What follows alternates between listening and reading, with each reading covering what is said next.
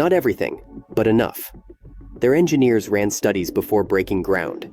They understood Florida's rainfall patterns. The state gets between 54 and 65 inches of rain every year. Central Florida, where Magic Kingdom sits, gets around 50 inches on average. That is nearly 98 billion gallons of water falling on the Orlando area every single year. Enough water to submerge the entire island of Manhattan under 3 feet of liquid every single year. Think about that number. Every year. Not once. Every 12 months, that much water falls from the sky onto Florida. And the company that invented controlled fantasy looked at that reality and thought they could engineer their way past it.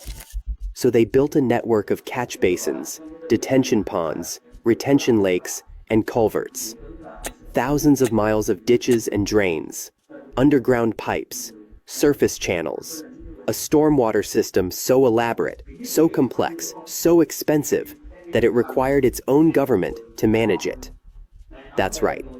They created the Reedy Creek Improvement District in 1967, a special taxing district that gave Disney control over drainage, utilities, roads, and infrastructure on their property. It was like creating a Disney-run city that answers only to Disney. The district handled surface water control, flood prevention, waste treatment, everything. And for decades, it worked. The swamp stayed beneath the concrete, the rides kept spinning, the money kept flowing. But nature has a way of reminding you who's in charge. Here's what people don't understand about Florida's climate. It's not just the amount of rain, it's when it comes, and how fast it comes. Florida sits between 2 oceans and a gulf. It's basically a peninsula shaped like an invitation for storms. The state experiences more thunderstorms and lightning strikes than any other place in America. We're talking hundreds of days per year where the sky opens up, afternoon convective storms that dump inches in minutes. When you combine that with being built partially below sea level, yes, partially, you get a water management nightmare that money alone cannot fix. Most of Florida is only 6 to 12 feet above sea level. Magic Kingdom's elevation? Around 65 feet. So Disney thought they had breathing room. But the swamp doesn't care about elevation. Water finds its way down no matter the topography. But here's where the story gets truly insane. Climate change is making Florida's problem exponentially worse.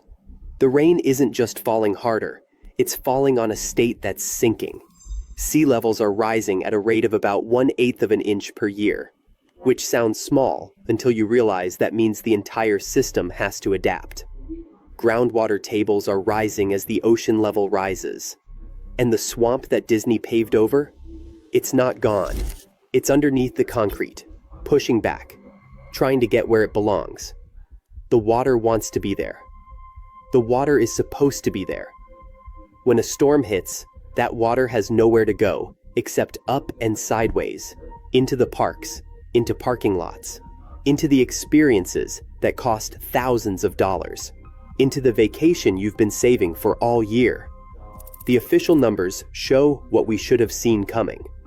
South Florida Water Management District, the organization that oversees more than 2,100 miles of canals, 2,000 miles of levees, and 600 pump stations across southern Florida, has admitted they're operating at capacity. More than capacity, actually. They've become a public entity managing a crisis instead of a management agency planning for the future.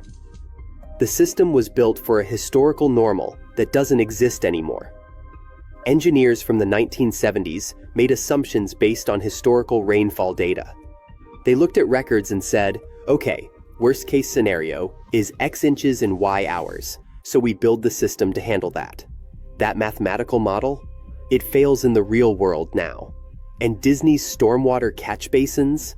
They were designed based on that same 20th century rainfall data. We're now in the 21st century, where every year seems to break the previous year's records, where hurricanes spin up faster than ever recorded, where atmospheric rivers, literally rivers in the sky, dump rainfall that no 1970s engineer anticipated. Think about this problem at scale. Disney built extensive stormwater management facilities, including the